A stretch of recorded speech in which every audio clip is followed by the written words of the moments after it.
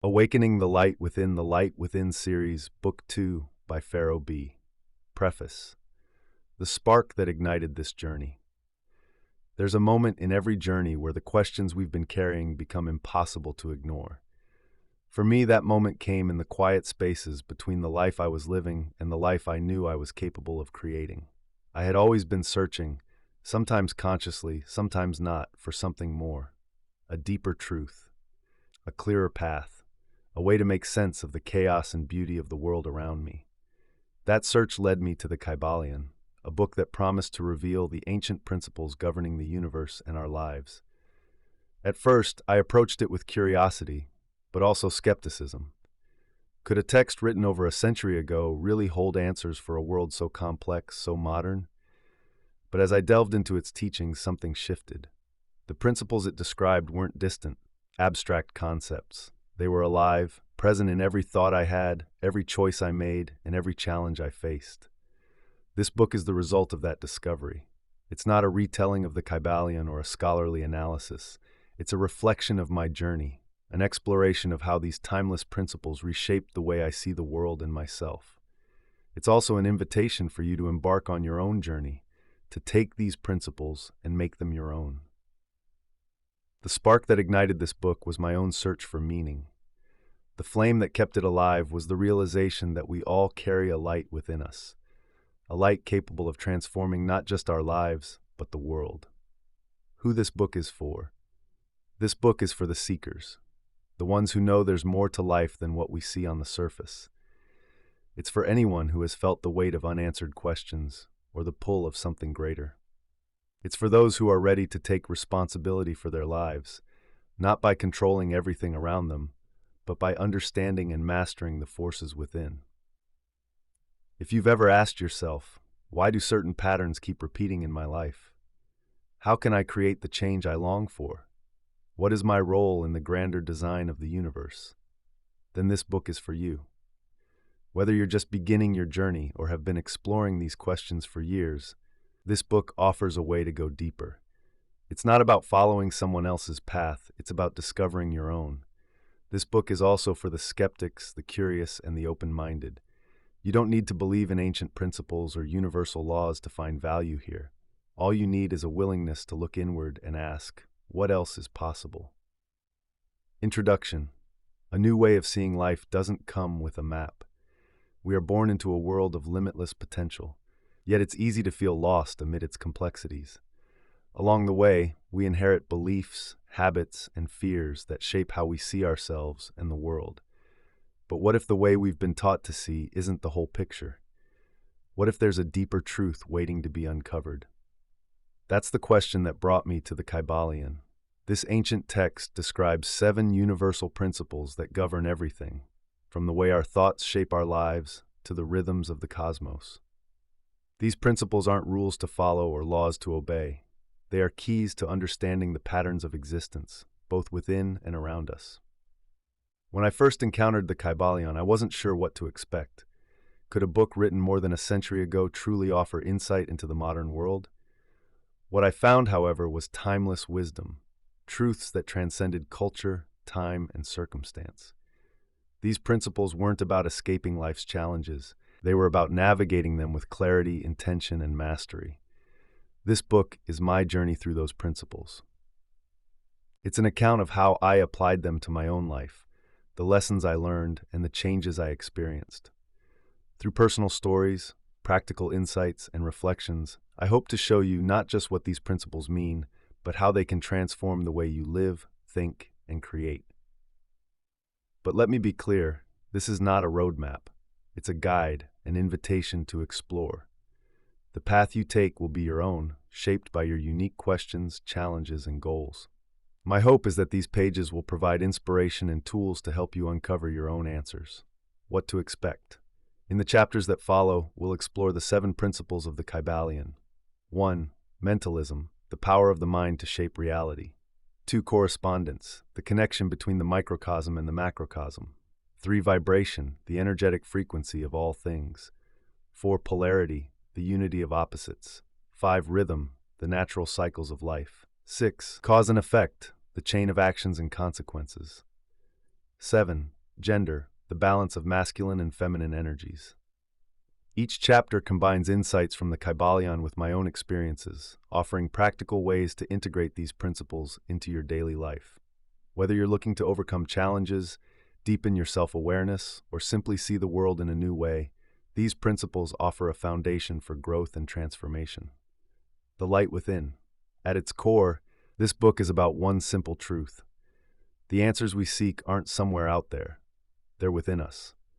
The light we're searching for, the clarity we long for, the change we hope to create, it all begins with the way we see ourselves and the forces that shape our lives. You don't need to have all the answers right now. All you need is the willingness to look inward and the courage to take the first step. This book isn't about perfection. It's about progress. It's about awakening the light within you and using it to illuminate your path. Thank you for allowing me to share this journey with you. Let's begin. Chapter 1. Mentalism, the Power of Thought. The first principle of the Kybalion states, "The all is mind, the universe is mental." At first I found these words cryptic, almost impenetrable. How could the vastness of the universe, with its stars and galaxies, its chaos and beauty, be tied to something as seemingly intangible as thought? Yet, the more I sat with these words, the more they began to unravel a truth I'd long overlooked. Our minds shape the reality we experience. I remember the day this principle first came alive for me. It was a morning like any other, beginning with autopilot routines and little reflection. My alarm clock blared at 6:30 a.m., pulling me from restless dreams. As I groggily prepared for the day, I muttered, "I can't do this anymore." It was a thought I'd had so often. It had become a mantra, one that shaped not just my mornings, but my entire life. I went through my day with the same heaviness I'd carried for months, weighed down by stress and an unshakable sense of inadequacy. But that evening, as I flipped through the Kybalion, I stumbled upon a line that stopped me cold. "As man thinketh in his heart, so is he." The words felt like a spotlight shining on my mental patterns. Was my constant inner dialogue of doubt and defeat shaping my struggles? Could my reality be a mirror of the thoughts I entertained? A simple experiment. Curiosity sparked, and I decided to test this idea. I didn't have to overhaul my thinking overnight, but what if I started with a single moment? As my alarm rang the following day, I reached for my usual script of despair. But this time I paused. Instead of saying, "I can't do this," I forced myself to try something different. "I've got this." It felt awkward, unnatural, almost laughable. But as the day went on, I noticed something, a subtle shift that was virtually imperceptible. Tasks that had once felt overwhelming seemed just a little more manageable. Conversations flowed a little easier. My usual irritations didn't sting quite as sharply. It was as if my mind had opened a window to let a little light in, and that light was beginning to spill into the world around me. Thoughts as seeds. Over the next few weeks, I began to see my thoughts as seeds. Each could grow into something, a feeling, an action, a habit, or even a reality. The principle of mentalism wasn't just about thinking positively or forcing myself to ignore life's challenges. It was about recognizing that my mind was the fertile ground where my life took root. What I chose to plant mattered. I started small, planting seeds of intention in everyday moments. When a problem arose, instead of spiraling into frustration, I asked myself, what's the best outcome I can imagine? When I felt inadequate, I countered with a simple affirmation, I am enough. These weren't magic words that erased all my struggles, but they were a practice, a way of cultivating a mental landscape that supported growth instead of decay. The mirror effect. One evening, I reflected on the changes unfolding in my life. I noticed how everything seemed to flow more smoothly on days when my thoughts were clear and focused. People seemed kinder, opportunities appeared where there had been none, and even setbacks felt like stepping stones instead of dead ends. Conversely, on days when my mind spiraled into negativity, the world around me seemed to reflect that chaos. It was as if my thoughts were a mirror, shaping my perception and in turn the reality I experienced. I began to understand that the principle of mentalism wasn't about denying the challenges of life. It was about taking responsibility for my part in creating my experience of those challenges. My thoughts were the lens through which I saw the world. By shifting that lens, I could move my entire reality. Practical applications of mentalism. As I continued exploring this principle, I found ways to integrate it into my daily life. Here are a few practices that help me harness the power of thought. Morning intentions. I set a simple intention for the day each morning. Whether I will approach today with curiosity or I will find one thing to be grateful for, this small act grounded my mind positively. Mindful awareness. Throughout the day, I habitually paused to check in with my thoughts. If I noticed a pattern of negativity or doubt, I gently redirected my focus. This wasn't about suppressing difficult emotions, but choosing not to dwell in unhelpful mental spaces. Visualization. I spend a few moments visualizing the best possible outcome when facing a challenge. This practice didn't guarantee success, but it shifted my mindset from fear to possibility, which often influenced how I approached the situation. Evening reflection. At the end of each day, I reflected on my thoughts and their impact. What had I focused on? How had that shaped my actions and experiences? This practice helped me identify patterns and make intentional changes, a new reality. The more I practiced, the more I saw the principle of mentalism come to life. It wasn't always easy, and it certainly wasn't instant. But over time, I noticed that my life began to feel more aligned and more intentional. Challenges still arose, but they felt less like insurmountable obstacles and more like growth opportunities. The words of the Kybalion echoed in my mind. The all is mind, the universe is mental. These weren't just abstract concepts, they were a blueprint for transformation. By changing how I thought, I could change how I lived. As I continued to explore this principle, I began to see that the power of thought wasn't just personal, it was universal. Every thought we think sends ripples into the world around us. What we choose to focus on grows. What we believe shapes what we create. The principle of mentalism invites us to take responsibility for our power, to use it to survive and thrive. What seeds are you planting today, and how will they shape the reality you'll experience tomorrow? End prologue. Chapter 2, Correspondence, the Mirrors of Life. When I first read the words, as above, so below, as below, so above, I paused. The principle of correspondence, as described in the Kybalion, felt both profound and elusive. The authors explained that this principle reveals how patterns repeat themselves on every level of existence. The movements of stars mirror the structure of atoms, the human mind reflects the universe, and the external world echoes the internal one. Everything is connected, intertwined in ways we can sense, but rarely stop to examine. As I sat with this idea, I began to wonder, what if my life, in all its chaos and uncertainty, wasn't just happening to me? What if it was mirroring something deeper within me? This wasn't an easy thought to accept. It's much simpler to blame external circumstances for the struggles we face.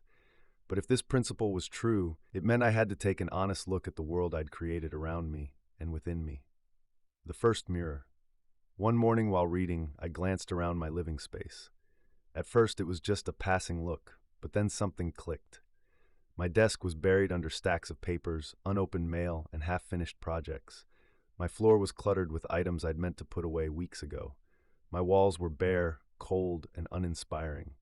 It felt overwhelming, and yet I realized this was a mirror. This was me. The clutter wasn't just physical. It reflected the mental chaos I carried every day. It wasn't just my environment. I began to see this principle playing out in my relationships, my emotions, even my health. When I was anxious or unfocused, the people around me seemed more distant. My conversations felt strained, and my decisions became reactive. But on the rare days when I felt centered, the world seemed to flow more smoothly. As above, so below. As below, so above. The patterns were undeniable. Still, noticing the mirrors wasn't enough. I knew I had to take action. If my outer world was reflecting my inner world, could changing one affect the other? What I did, creating alignment. I decided to start with what I could see, the physical clutter in my space. This wasn't just about tidying up, it was about creating alignment, both inside and out. Here's how I approached it. 1. Setting a clear intention. I told myself this wasn't about achieving perfection. It was about creating a space that reflected the peace and clarity I wanted to feel within. My intention was simple. Every change I make here is a step toward inner harmony. 2. Letting go of the unnecessary. I started small, focusing on one corner of my desk. For every item I picked up, I asked, does this serve me? Does it inspire me? If the answer was no, I let it go, whether it was an old notebook or a lingering fear tied to the memory of it. 3. Symbolic choices. As I cleared space, I began adding intentional touches: a candle to symbolize clarity, a plant to represent growth, and a photo that reminded me of what I was working toward. Each object became a small affirmation of the life I wanted to nurture. 4. Connecting the inner and outer worlds. While organizing, I noticed my thoughts beginning to shift.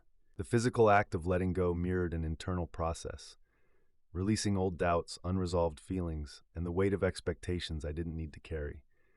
It felt like decluttering my mind and heart alongside my space. 5. Creating a habit of reflection. Over the next few weeks, I made it a habit to pause and ask, what is this moment reflecting back to me? If my mind felt chaotic, I checked my space. If my relationships felt strained, I asked what internal struggle might be contributing. Every reflection became an opportunity for alignment. The breakthrough one evening, as I sat in my newly organized space, something shifted. For the first time in weeks, I felt calm. The clutter was gone, not just from my desk, but from my mind. My thoughts felt clearer, my breathing steadier. It wasn't just about the space around me, it was about what that space symbolized: order, intention, and care. I realized then that the principle of correspondence wasn't just a theory. It was a tool, a guide for understanding the connection between my inner and outer worlds. The more aligned they became, the more I felt at peace. And when I felt at peace, the world around me reflected that harmony. How the Kybalion guided me.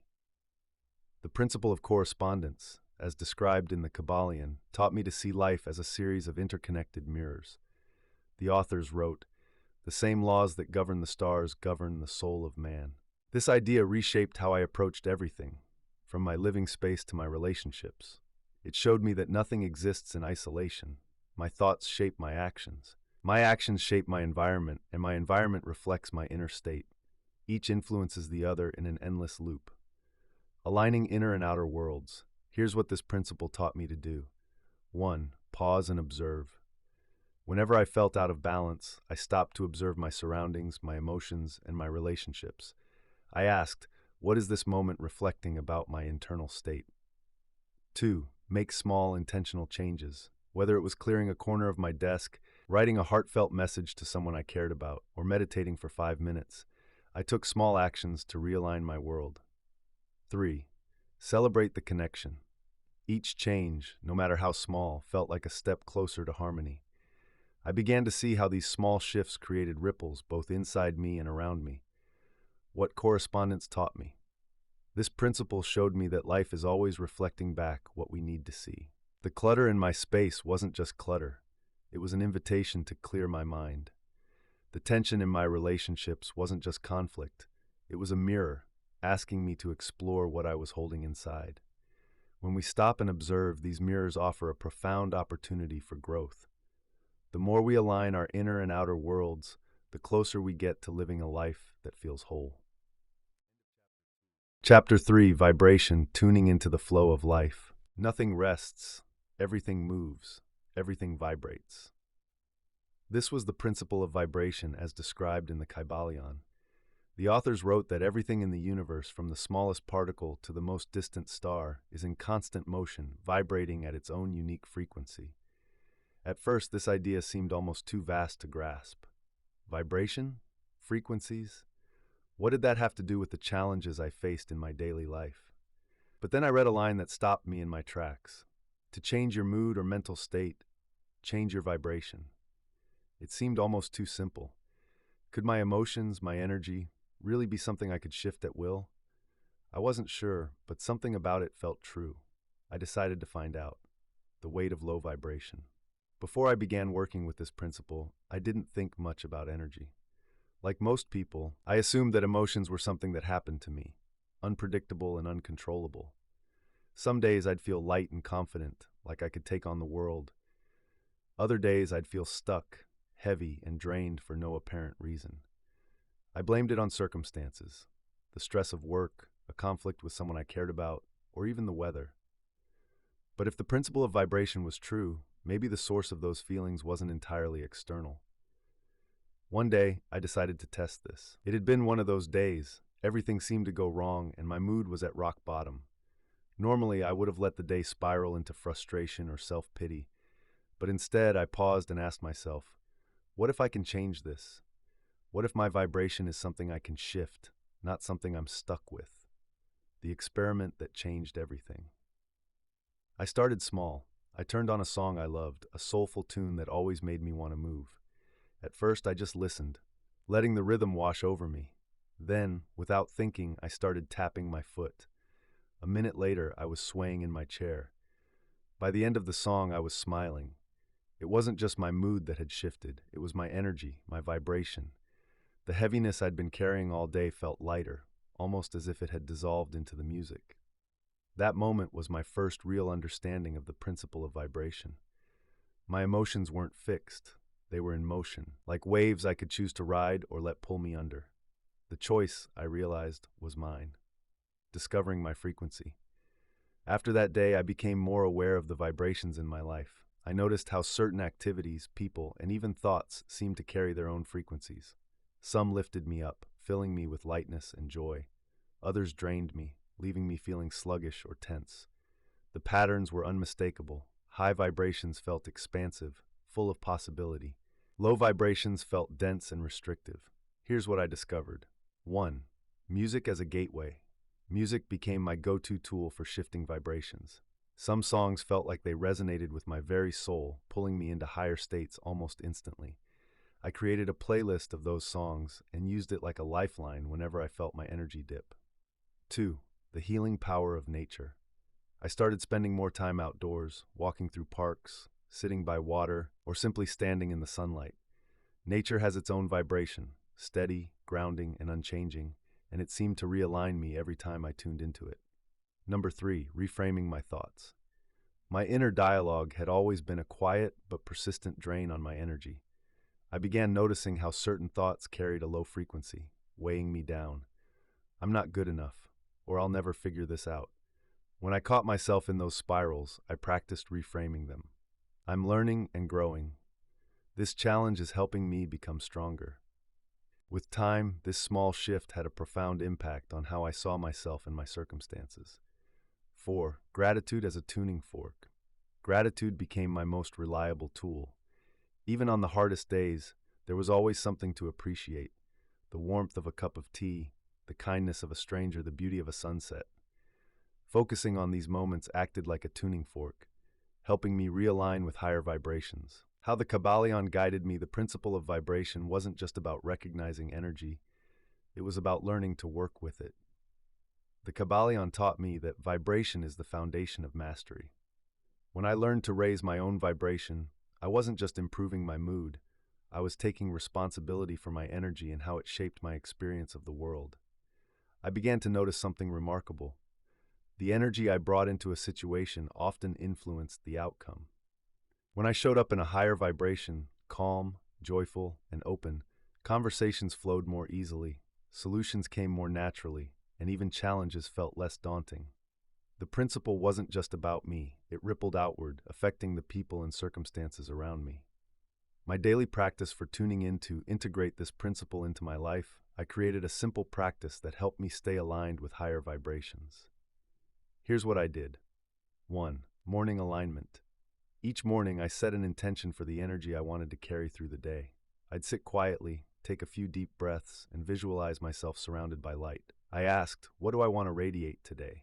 Peace, courage, gratitude. Naming it gave me focus. 2. Midday reset. Around midday, I checked in with myself. How was I feeling? If my energy felt low, I'd take a few moments to reset, playing music, stepping outside, or simply closing my eyes and breathing deeply. 3. Evening reflection. Before bed, I reflected on the day's vibrations. What lifted me? What drained me? This wasn't about judgment. It was about understanding the patterns so I could navigate them better tomorrow. What vibration taught me? The principle of vibration showed me that nothing in life is static. Our energy, like the universe itself, is always in motion. When I learned to align with higher frequencies, life didn't just feel better, it felt more fluid, more possible. The The obstacles didn't disappear, but they stopped feeling insurmountable. Every shift, no matter how small, became a step toward living in harmony. This principle reminded me of something I had forgotten. I'm never stuck. No matter how heavy or stagnant life feels, I always have the power to tune into something higher. End of Chapter 3, Chapter 4, Polarity, Mastering Life's Extremes. Everything is dual. Everything has poles. Everything has its pair of opposites. The principle of polarity, as described in the Kybalion, was one of the most eye-opening lessons I encountered. It teaches that everything in life exists on a spectrum. Hot and cold, love and hate, light and dark. These are not separate things, but different degrees of the same essence. The authors explain that opposites are, in fact, the same thing, differing only in degree. It wasn't just a concept to understand. It was a tool to master. When I first read this principle, I saw it as an invitation to change how I approached life.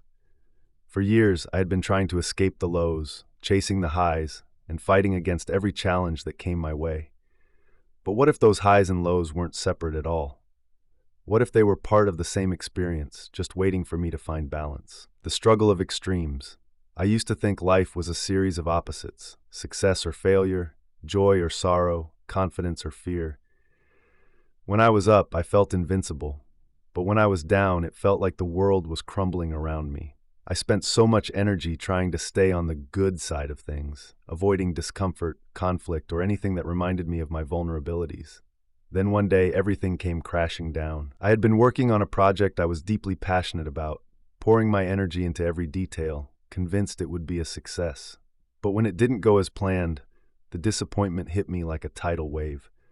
I wasn't just frustrated, I felt like a failure. The high I had been riding turned into an unbearable low, and I couldn't see a way out. It was during that time, while reading the Kybalion, that I stumbled upon the principle of polarity. The authors wrote, "Opposites are identical in nature, but different in degree." I read that line over and over, trying to wrap my mind around it. Was it possible that the failure I was feeling was connected to the success I had been chasing? Could it be that joy and sorrow were not opposites, but part of the same spectrum? The breakthrough, finding balance. One evening, as I sat with these questions, I had a realization. The lows I was experiencing weren't something to escape. They were part of the same energy as the highs.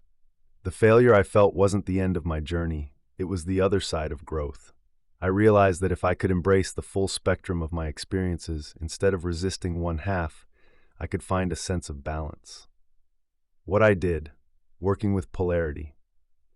I decided to stop running from the lows in my life and start exploring what they had to teach me. Here's how I began applying the principle of polarity. 1. Reframing the extremes.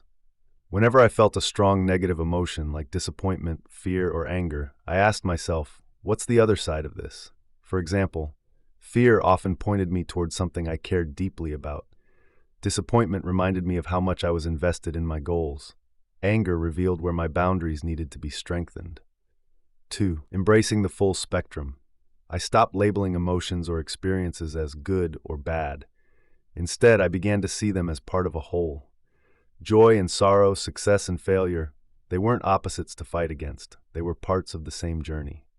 3. Using polarity as a tool, I started practicing what the Kybalion called the art of polarization, shifting my focus along the spectrum. When I felt stuck in a low state, I asked, how can I move closer to the other side? Sometimes it was a small action, like calling a friend or taking a walk. Other times it was a shift in perspective, like seeing failure as a stepping stone rather than an endpoint. How the Kybalion guided me. The principle of polarity wasn't about denying the challenges I faced, it was about understanding them. The Kybalion taught me that opposites are not separate but connected. This idea gave me a new way of looking at my struggles. Instead of resisting the lows, I began to see them as opportunities to grow, learn, and realign. What polarity taught me? This principle changed how I approached life. It showed me that every extreme contains its opposite. The sorrow I felt after a setback carried the seeds of future joy. The fear I experienced before taking a big step was a sign that I was moving towards something meaningful. The key wasn't to avoid the extremes, but to learn to navigate them with grace.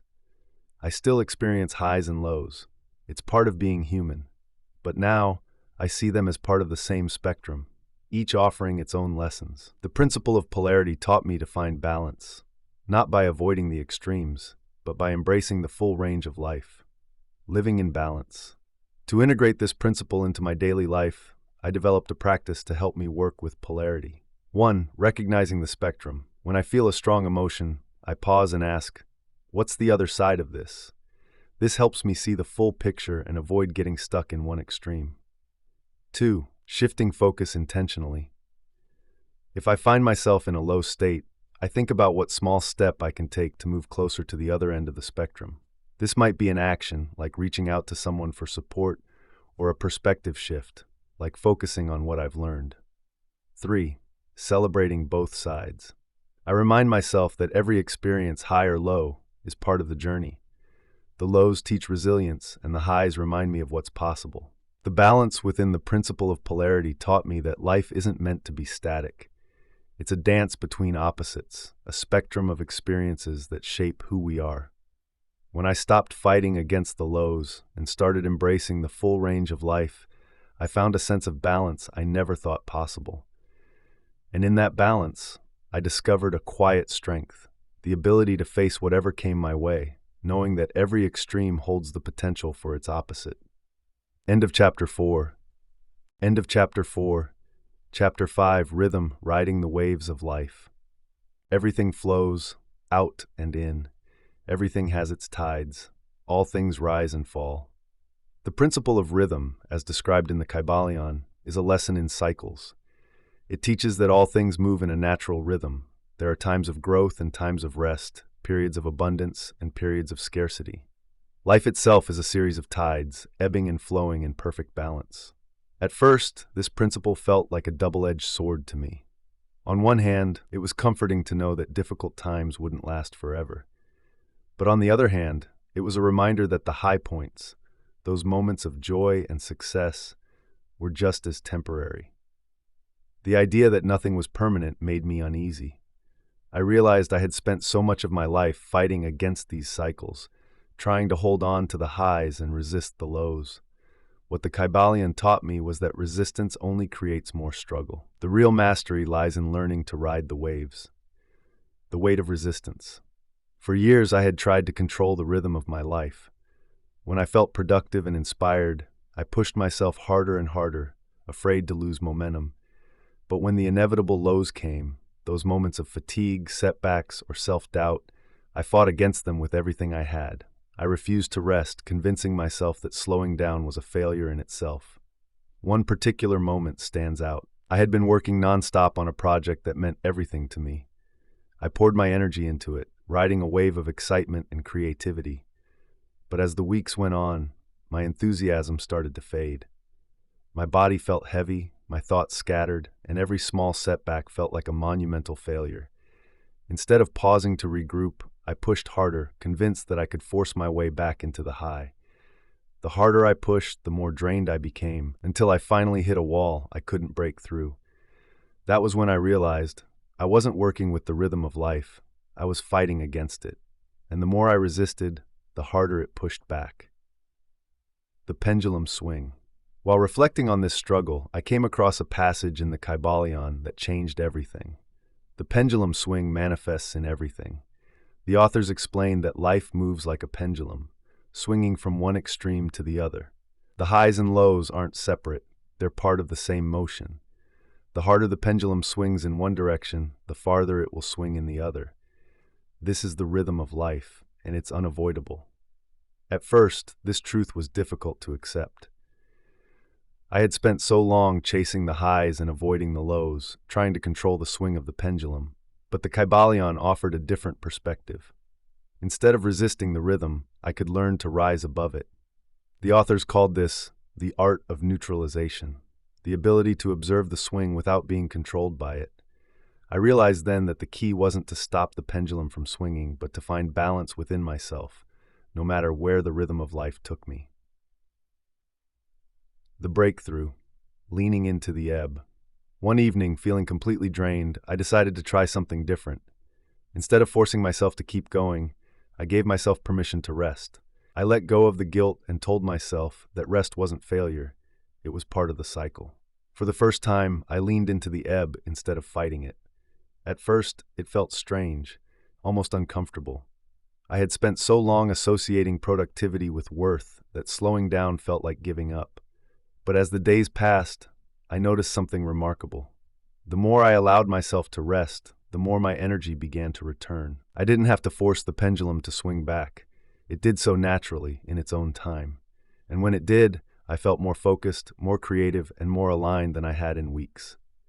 What I did: flowing with rhythm.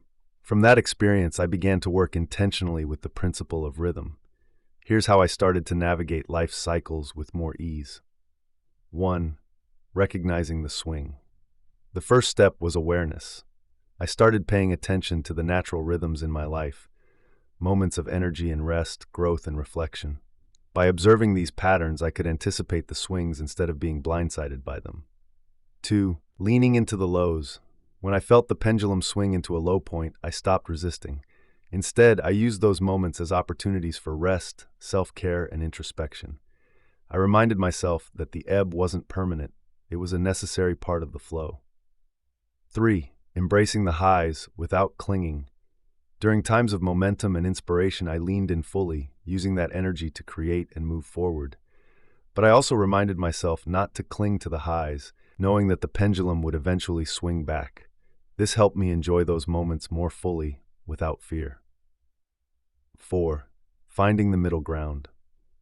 Over time, I learned to cultivate a sense of inner stability, even as life moved through its cycles. This didn't mean ignoring the highs or lows. It meant finding peace in the knowledge that both were temporary and part of a greater rhythm. How the Kybalion guided me. The principle of rhythm taught me that life isn't meant to be static. The highs and lows, the ebbs and flows, they're all part of a natural cycle. The Kybalion reminded me that the key to mastery isn't about stopping the swing of the pendulum. It's about rising above it, learning to navigate the rhythms without being controlled by them. Through this principle, I discovered that there's beauty in every phase of the cycle. The highs bring joy and growth, while the lows offer rest and renewal. Both are necessary, and both have their own unique value. Living in harmony with rhythm. Here's how I've integrated this principle into my daily life. 1. Daily check-ins. Each morning, I take a few moments to ask myself, where's the pendulum today? Am I in a phase of momentum or rest? This awareness helps me align my actions with the natural rhythm of my energy. 2. Honoring the lows. When I feel myself in a low state, I no longer fight it. Instead, I use that time for reflection, self-care, and quiet growth. I remind myself that the lows are temporary and necessary for the next phase. 3. Maximizing the highs. During times of productivity and inspiration, I embrace them fully, using that energy to move forward. But I also remind myself to pace myself, knowing that the rhythm will eventually shift. 4. Practicing neutrality. Over time, I've learned to observe the swings without being consumed by them. This practice of neutrality helps me stay grounded, even when life feels uncertain. What rhythm taught me. The principle of rhythm showed me that life is a dance between extremes, a flow of energy that moves in cycles. By learning to work with these rhythms, I found a deeper sense of peace and stability. I stopped fighting the lows and chasing the highs, and instead, I began to embrace the flow of life. Rhythm taught me that every phase has its purpose. The ebbs bring rest and renewal, while the flows bring growth and movement. Mastery isn't about controlling the pendulum, it's about learning to move with it. End of Chapter 5. Chapter 6. Cause and Effect. The Power of Choice. Every cause has its effect. Every effect has its cause. Everything happens according to law. When I first encountered the principle of cause and effect in the Kybalion, it felt like a mirror had been held up to my life. This principle teaches that nothing in the universe happens by chance. Every action has a reaction, every decision creates a ripple, and every experience is part of a chain of causation stretching infinitely in both directions. At first, this realization was daunting. If my life was the sum of countless causes, how much of it had I unconsciously created?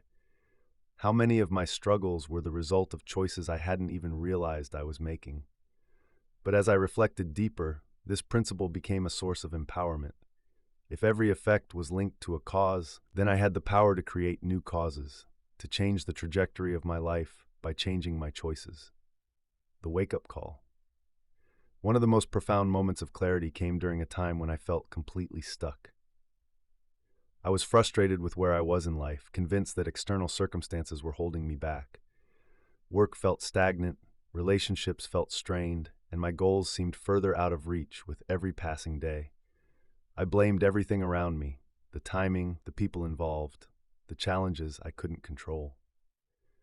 One evening, while rereading the Kybalion, I came across a line that stopped me in my tracks. The masses of people are carried along, obedient to environment, the wills and desires of others stronger than themselves. I realized that in blaming the world for my frustrations, I had handed over my power. I wasn't stuck because of others. I was stuck because I had stopped taking responsibility for the causes I was creating.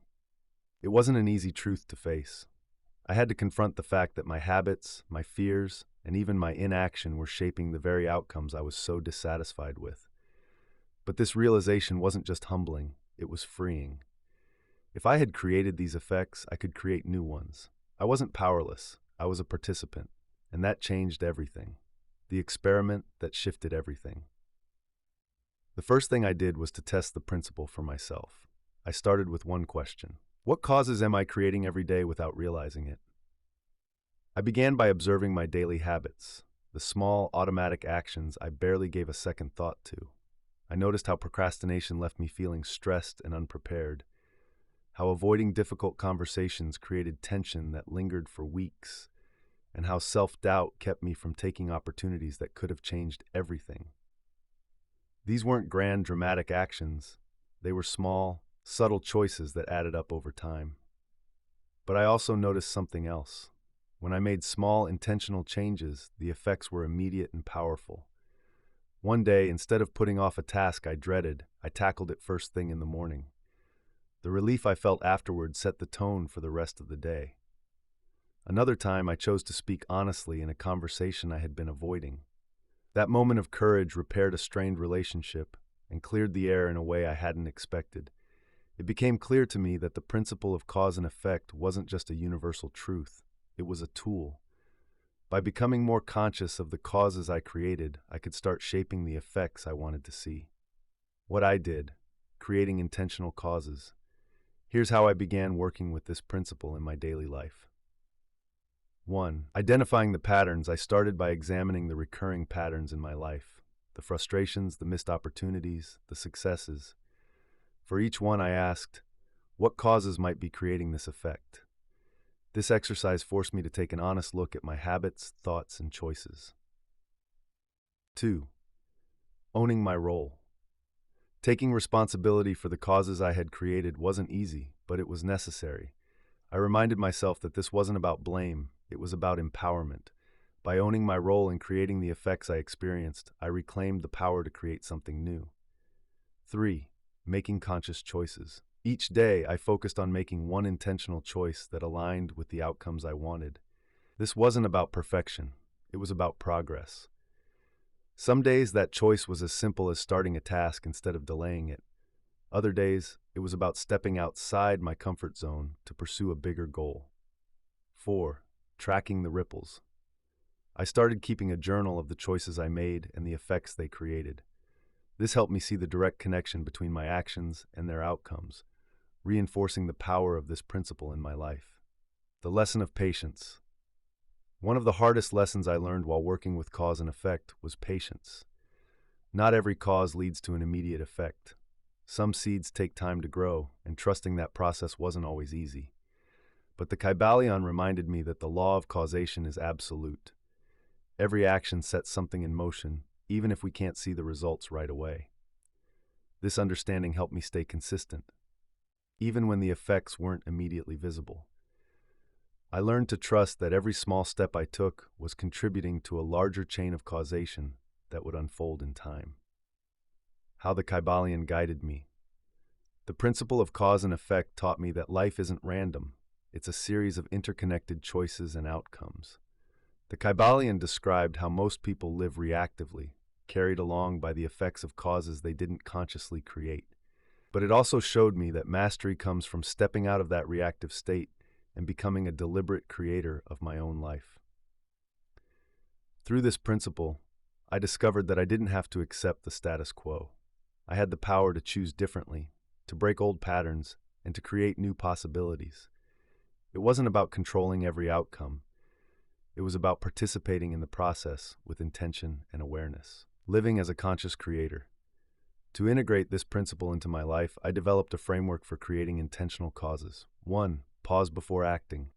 Before making a decision, I pause and ask, what effect will this create? Does it align with the life I want to build? 2. Start small, stay consistent. I focus on small intentional actions each day, writing a single page, reaching out to a friend, or taking a step toward a long-term goal. These small causes done consistently create powerful effects over time. 3. Reflect and adjust. At the end of each week, I reflect on the choices I made and the effects they created. This helps me stay accountable and make adjustments where needed. 4. Trust the process. I've learned to trust that the seeds I plant today will bear fruit in their own time. Patience has become a vital part of my practice, reminding me that every cause is part of a larger journey. The power of choice. The principle of cause and effect taught me that I am not a passive observer in my life. I am an active participant. Every choice I make creates a ripple, and while I can't control everything, I can always choose the causes I create moving forward. This principle reminded me that empowerment isn't about avoiding responsibility, it's about embracing it. Through cause and effect, I discovered the freedom to shape my own path, one intentional choice at a time. Chapter 7. Gender, Balancing the Creative Forces. Gender is in everything. Everything has its masculine and feminine principles. Gender manifests on all planes. The principle of gender was perhaps the most unexpected revelation I encountered in the Kybalion. The authors explained that this principle isn't limited to physical sex. It speaks to the universal interplay of masculine and feminine energies. These forces exist in everything, from the creation of life to the formation of ideas. They are not opposites but complementary, each essential to balance and creation. At first, this idea intrigued me but felt abstract. I had always associated masculine and feminine traits with societal roles and expectations. But as I read further, I realized that this principle wasn't about stereotypes. It was about the creative forces within each of us. The masculine energy drives action, focus, and direction. The feminine energy nurtures intuition, creativity, and reflection. Together, they form the foundation for everything we create, both within ourselves and in the world around us. The imbalance within. For much of my life, I leaned heavily into masculine energy. I valued action, decisiveness, and achievement, often pushing myself relentlessly toward my goals. While this approach helped me accomplish many things, it also left me feeling drained, disconnected, and at times unfulfilled. The more I pushed, the more it felt like something was missing. I began to notice this imbalance most during moments of frustration, times when no amount of effort seemed to move me forward. One experience stands out in particular. I was working on a project that required both precision and creativity. I poured all my energy into planning, organizing, and executing, but the more I pushed, the more stuck I felt. It was like trying to force open a door that wasn't ready to move. That's when I realized I was relying solely on masculine energy, trying to push my way through the problem. I hadn't created space for the feminine energy, reflection, intuition, and creativity to guide me. So for the first time, I stopped. I stepped back, let go of the need to control, and allowed myself to simply be. I took a walk, meditated, and let my thoughts flow freely without judgment. Within hours, a solution emerged, not through force, but through balance. Understanding the dance.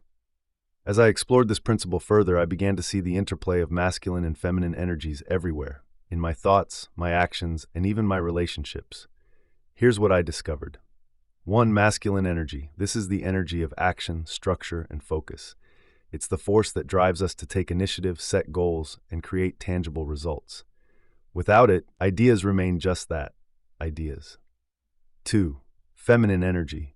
This is the energy of intuition, creativity, and nurturing. It's the force that allows us to reflect, connect with our inner wisdom, and let ideas take shape organically. Without it, action becomes hollow and directionless. The principle of gender taught me that these energies are not opposing forces, they are partners.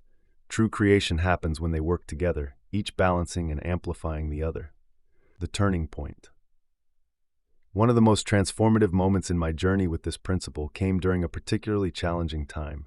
I had been pushing myself hard for weeks, caught in an endless cycle of action and productivity. I was exhausted, but I didn't want to stop.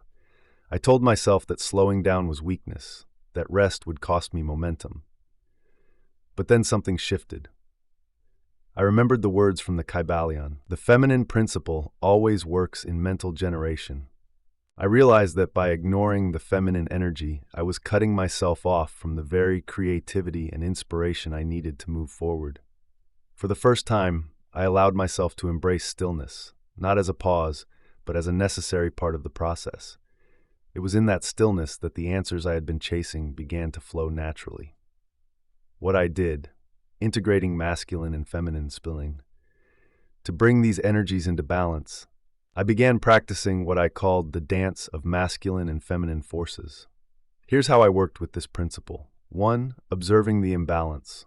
I started by noticing when I was leaning too heavily into one energy.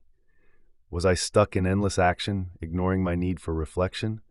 Or was I hesitating too long, avoiding the bold steps needed to move forward? 2. Creating space for the feminine. I began setting aside time for practices that nurtured feminine energy. This included journaling, meditating, and letting my mind wander without a specific goal. These moments of stillness helped me reconnect with my intuition and tap into deeper creativity. 3. Harnessing the masculine. When clarity and inspiration emerged, I leaned into masculine energy to bring those ideas to life.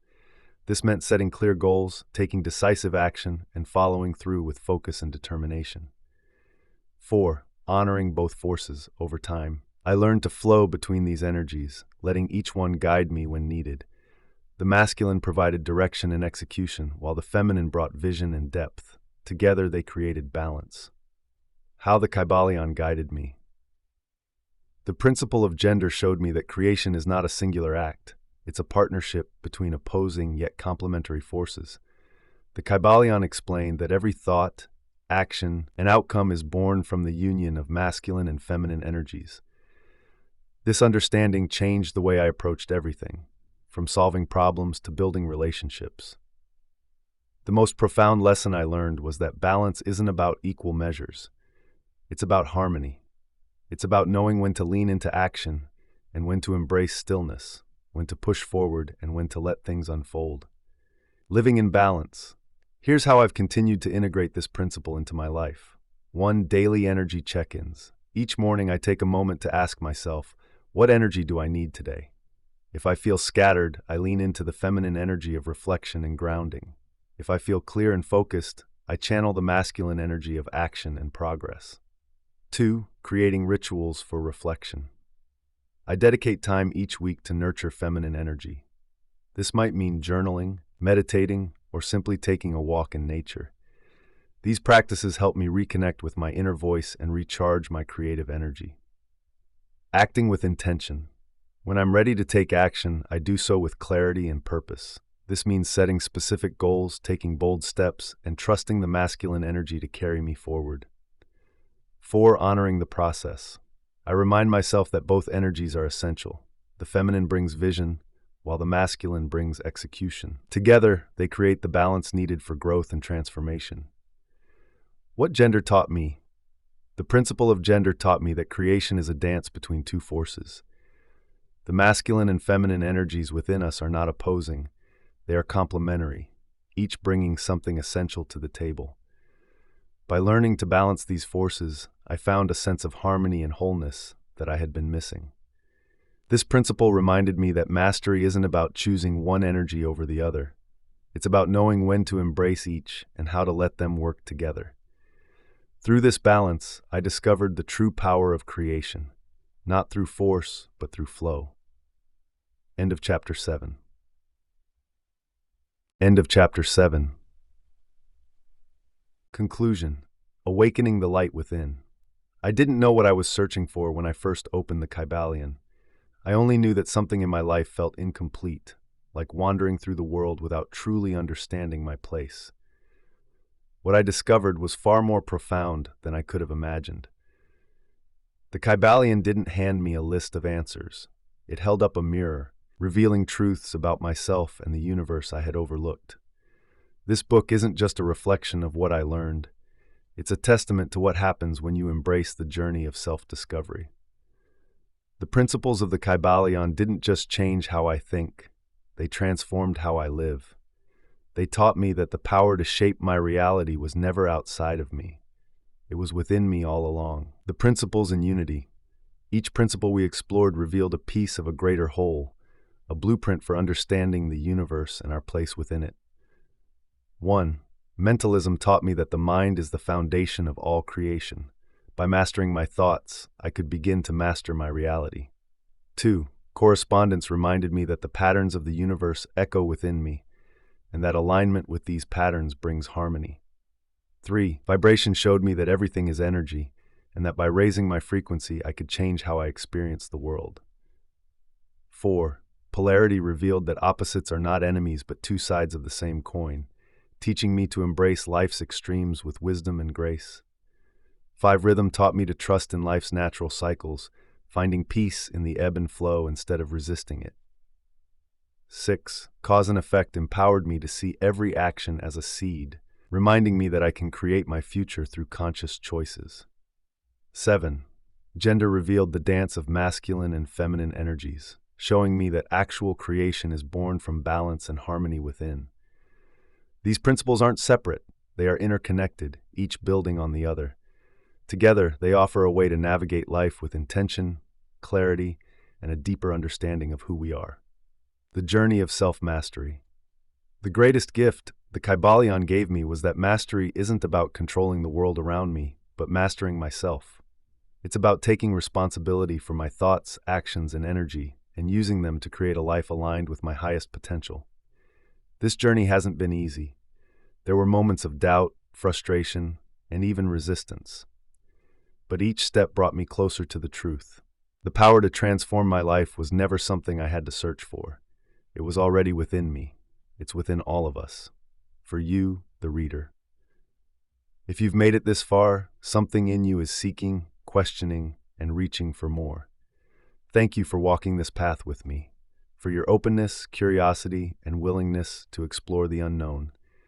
This book is not a roadmap, it's a reflection of my journey, shared in the hope that it will inspire you to embark on your own. The principles we've explored together are universal, but their application is deeply personal.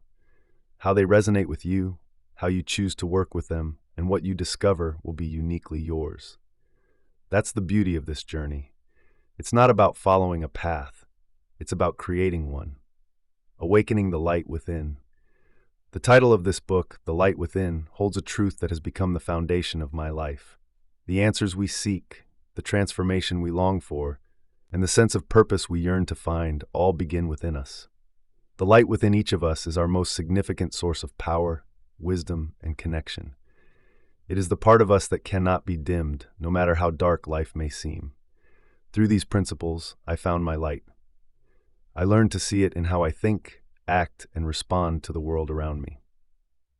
I learned to trust it, even when the path felt uncertain. Most importantly, I knew this light was not something rare or unique to me. It was something we all possessed. You have this light too. It is your part that seeks truth, growth, and connection. It is the spark that brought you to these words, and the force will guide you as you continue your journey. An invitation. As you close this book, I invite you to carry these principles with you. Not rigid rules, but living truths. Let them guide you in the moments when life feels uncertain. When challenges arise, remember that the light within you is always there, waiting to shine. Here are a few questions to carry with you on your journey. What is my mind focused on today, and how is it shaping my reality? What is this moment reflecting to me about myself? How can I shift my energy to align with the life I want to create? Am I embracing both action and reflection, masculine and feminine, in my choices? Most importantly, am I trusting in my light? The journey ahead won't always be easy, but it will always be worth it. With each step, you'll uncover more of the truth, strength, and beauty within you. You are not alone in this journey. The principles of the Kybalion, the light within you, and the connections you'll make along the way will be your companions. Thank you for allowing me to share this journey with you. May your path be filled with growth, balance, and the unwavering belief in the power of the light within you. To those who search for the light within themselves, this is for you. Awakening the Light Within, the Kybalion's Journey into Self-Discovery. The Light Within Series, Book 2, Copyright 2024, Pharaoh B., all rights reserved. No part of this book may be reproduced, distributed, or transmitted in any form or by any means, including photocopying, recording, or other electronic or mechanical methods, without the prior written permission of the publisher, except in the case of brief quotations embodied in critical reviews and specific other non-commercial uses permitted by copyright law. For permission requests, please contact onepharaoh@gmail.com. End of the book.